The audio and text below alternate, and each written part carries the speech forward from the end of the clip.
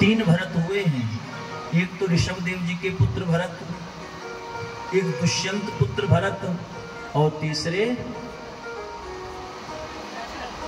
दशरथ पुत्र भरत। इन्हीं तीनों के नाम से हमारे देश का नाम क्या पड़ा?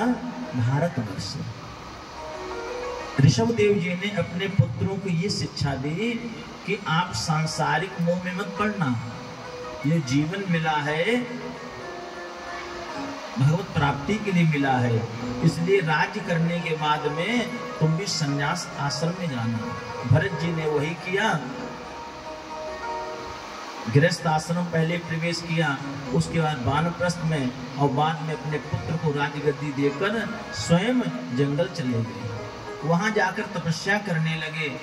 लेकिन एक दिन तपस्या कर रहे थे और सामने देखा एक सरोवर था, एक मृगी जल पी रही थी, वो गर्भिणी थी। उसी समय एक शेर आया, उसने उस पे दहाड़ लगाए, दहाड़ लगाते ही वो गर्भिणी थी, उसने एक बालक को जन्म दिया। डर की वजह से वो तो मर गई। अब उस जो मृग का बच्चा था उसे भरत जी उठा के ले आए और उसका लालन पोषण करने लगे। अब जो भरत जी जितना भगवान की पूजा में समय देते थे वो समय ना देकर उसके पालन पोषण में करने लगे। उससे मोह उत्पन्न हो गया, अनुराग हो गया। लेकिन जैसे बच्चा बड़ा हुआ, वो तो भरत जी को किसी अपने मृगों का झुंड आया, उनके साथ में चला गया। अब तो भरत जी उसके बिना तड़पने लगे कि हाय वो छोटा सा मृग कहाँ गया होगा, और उसी की आसक्ति में उन्होंने अपने प्राण छोड़ दिए। और कह रहे कि अंतिम समय बुद्धि जहाँ रहती, हमारा मन जहाँ रहता है उसी योनि में जाना पड़ता है। उनका अंतिम समय में मन जो था मृग में था, इसलिए उन्हें मृग योनि मिली। लेकिन पूर्व जन्म के संस्कार साथ रहते हैं, इसलिए वो अन्य मृगों से अलग रहते थे।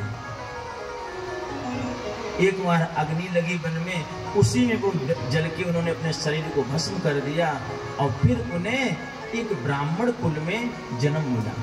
उनका नाम जड़ भरत रखा गया। जड़ भरत क्यों रखा गया?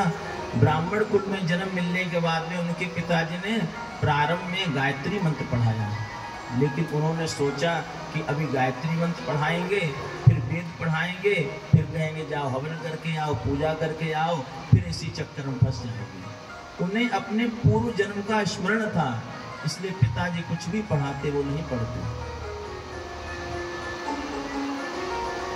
बड़े हुए इसलिए उनका नाम रख दिया जड़ भरत। और जब माता पिता का जाना हुआ, उनका शरीर छूट गया, तो भाई और भाभियां थे, वो भी कब तक खिलाएं? उन्होंने उनको घर से बाहर निकाल दिया। ऐसे फकड़ों तरह घूमने लगे। एक बार राजा रघुगण, उनकी सवारी जा रही थी, कि उनकी सवारी लेके जा रहा, तो अचानक जो सेवक था वो बीमार पड़ गया। उन्होंने कहा कोई घूम रहा हो उसे लाकर इसमें जोत लो। जड़ भरत जी को ही सैनिकों ने अपनी पालकी में ढो लिया। अब वो पालकी लेके चले, लेकिन संत है कोई पाप ना हो जाए, तो नीचे चींटियां बचा के चल रहे थे। जैसे चींटियां आए कूद जाए। अब राजा रघुगढ़ के तुरंत पालकी सर में लगे। बोला कौन सेवक है ऐसा, बाहर आके वो चिकित्सा करें, दंड दें। लेकिन वो तो साक्षात संत थे। उन्होंने कहा दंड इस शरीर का होता है, मैं तो आत्मा हूँ। रघुगढ़ ने तुरंत कूद दे, बोले ये तो किसी मुझसे अपराध हो गया है। बाहर आकर उन जड़ भरत जी के चरण पकड़ लिए। बोले प्रभु आप कौन हैं? आज रघुगढ़ और जड़ भरत जी का संवाद हुआ। ये जो राजा रघुगढ़ है, ये और कोई नहीं, वही संत कहते हैं वही मृग का बच्चा है। वही मृग का बच्चा है जिसे भरत जी ने उस जन्म में पालन पोषण किया था। उसे तो संत की संगति से अगले जन्म में राजा बना। उसकी आसक्ति संत में थी, इसलिए वो तो राज मनुष्य योनि में आया। लेकिन भरत जी की आसक्ति किसमें थी? मृग में थी, मृग बने जाकर।